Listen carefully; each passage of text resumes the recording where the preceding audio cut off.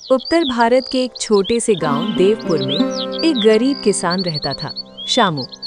शामू कच्चे घर के बाहर खड़ा था। शामू आसमान की ओर देखते हुए, हे भगवान, आज का दिन भी वैसे ही बीते जैसे बाकी दिन बीतते हैं। घर के अंदर से उसकी पत्नी राधा की आवाज आई। राधा, कुछ खा लो, खाली पेट खेत मत जाओ। शामू मुस्कुराकर, जब खेत भरेगा तभी पेट भी भरेगा। श्यामू खेत में हल चला रहा था। धूप तेज थी, पसीना मिट्टी में मिल रहा था। श्यामू हल चलाते हुए, मिट्टी माँ, इस बार निराश मत करना। पास में उसका बेटा राजू खड़ा था।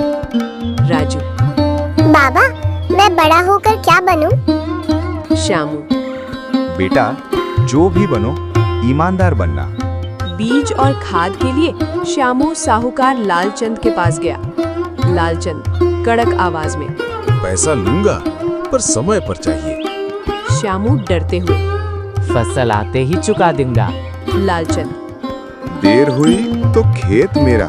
श्यामू ने चुपचाप सिर झुका लिया। इस साल बारिश नहीं हुई, खेत सूखने लगे। श्यामू ने मिट्टी उठाकर देखी। श्यामू भर्राई आवाज में, मिट्टी माँ, इतनी सख्त मत बनो।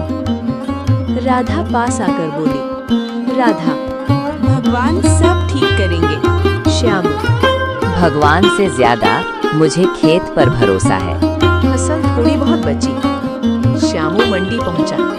व्यापारी, इतनी फसल का यही दाम मिलेगा। श्यामू गिड़गिड़ाकर, इतने में तो कर्ज भी पूरा नहीं होगा। व्यापारी, लेना है तो लो, वरना जाओ। लालचंद घर आ गया। लालचंद, पैसा दो या जमीन लिखो। श्यामू कांपते हाथों से, थोड़ा समय दे दो। लालचंद हंसते हुए, गरीब का समय खत्म हो चुका है। लालचंद घर आ गया।